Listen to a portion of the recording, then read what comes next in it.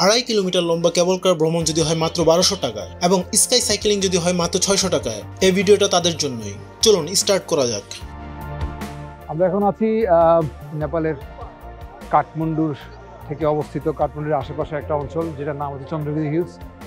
এই চন্দ্রগিরি হিলসে হচ্ছে নর্মালি মানুষজন আসার জন্য কেবল কার আছে, এখানে একটা পাহাড় থেকে আরেকটা পাহাড় কেবল কারে যায়, এই কারে করে মানুষজন যায়। তো আমি একটু আগে টিকিট কাউন্টারে গেলাম, যাওয়ার পরে টিকিট করার জন্য জিজ্ঞেস করলো যে কোন which country are you from. So I said that I am from Bangladesh. And then তারা বললো 3 জনের টিকিট তো প্রায় 3900 সামথিং বললো, মেবি 1400-1300 টাকার মতো টিকিট হতে পারে। দেখি আবার কি অবস্থা, কত টাকা নেয় আসলে এক্স্যাক্টলি। 3 person বাংলাদেশ। 3960 कार्ड है।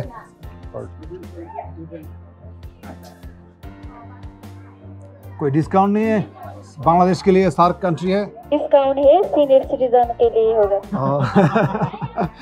আমরা 35 हो गया, सीनियर तो नहीं हुआ। টিকিটটা কেটে আমরা উঠে পড়লাম কেবল কারে। এখন কেবল কারের ভিতরে আছি, you can see that the weather is pretty nice and it's getting cold. খুব সুন্দর একটা পরিবেশে আমরা যাচ্ছি, আস্তে আস্তে আস্তে আস্তে আস্তে যায়।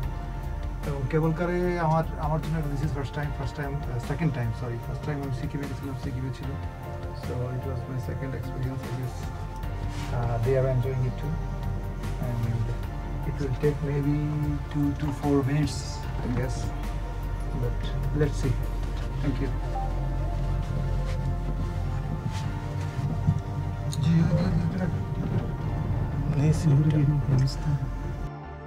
এই পাহাড়টার পরে আরেকটা পাহাড় আছে, আমরা মূলত ওই পাহাড়ে যাব যেটা এখান থেকে দেখা যাচ্ছে না। এটা হচ্ছে কাঠমান্ডু সিটির ভিউ, আর এটাই হচ্ছে কাঠমান্ডু সিটি। কেবল কারের একটা স্টেশন থেকে আরেকটা স্টেশনে যেতে আমাদের সময় লেগেছে 10 মিনিটের মতো। কেবল কারের টপ স্টেশনটি সমুদ্রপৃষ্ঠ থেকে 8200 ফিট উপরে অবস্থিত। আমরা অলরেডি একটা পাহাড় ক্রস করে ফেলেছি, আমরা ওই পাহাড়টায় উঠবো। এখান থেকে সিটি ভিউটা অনেক সুন্দর লাগছিল। কিছুক্ষণের ভিতরে আমাদেরকে মেঘে ঢেকে ফেলবে, মেঘ আসা শুরু হয়েছে। অস্থির একটা ভিউ।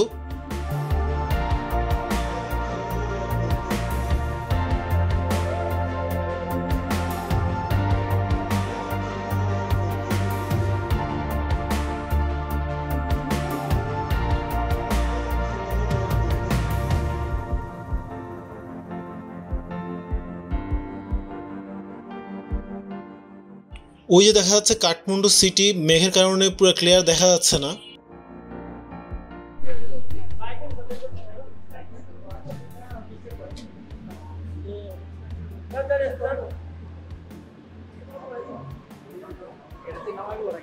হ্যাঁ, এটা দিয়েই আমরা যাবো, না পুরো এখন ঠান্ডা লাগতেছে। সন্ধ্যার সময় কি হইব? ওরে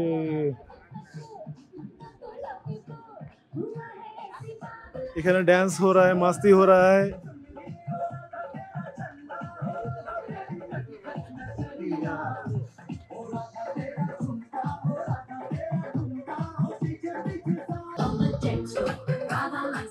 কি রে মামা, ঠান্ডা দিয়ে আমরা মেঘের ভিতরে ঢুকে গেছি, প্রচুর ঠান্ডা লাগতেছে।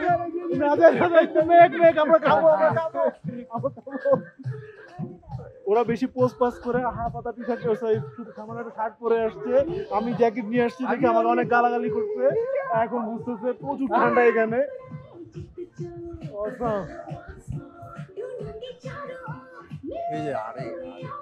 একটু হেঁটে আমরা উপরে উঠবো স্কাই সাইক্লিং করার জন্য।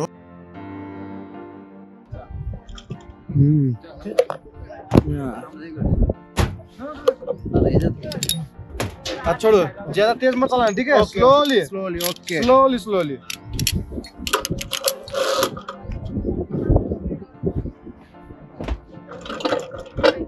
Okay go.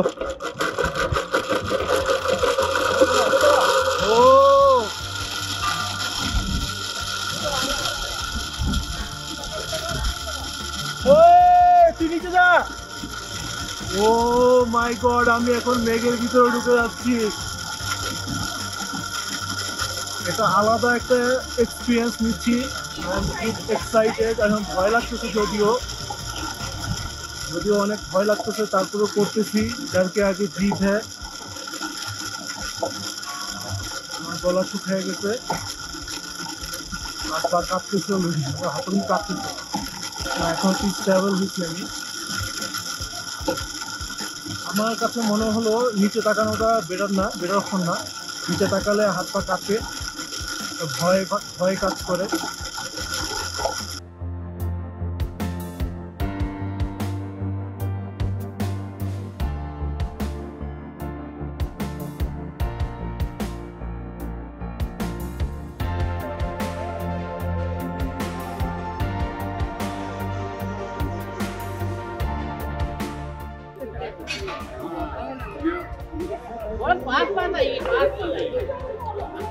এখানে খাবারের প্রাইস আমি মোটামুটি দেখলাম রিজনেবলই আছে।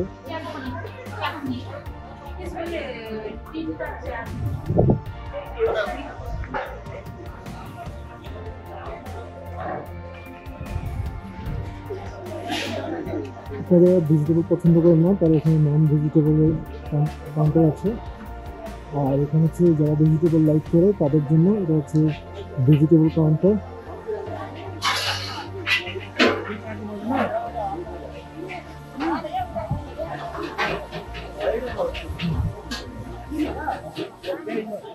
Everest view point.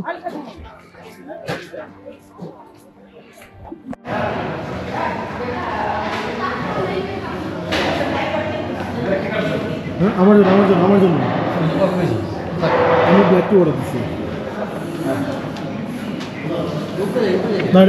এখানে উপর অনেক ঠান্ডা পড়েছে, তাই আমরা তিনজনে চা খেলাম, সাথে ফ্রেঞ্চ ফ্রাইও খেয়েছি।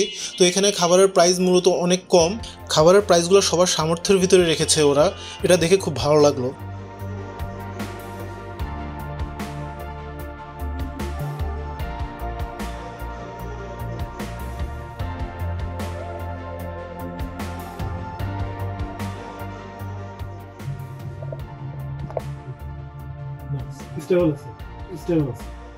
আমার হচ্ছে ভয় পাইছিলাম নিচে নেমে যাবে, হাসা তো অলরেডি লাগাই দিছে, নিচে নেমে যাবে এরকম করে, আমরা তো ভয়ে শেষ।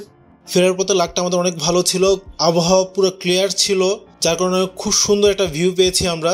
এখান থেকে কাঠমান্ডু সিটির ভিউটা অনেক ভালো লাগছে।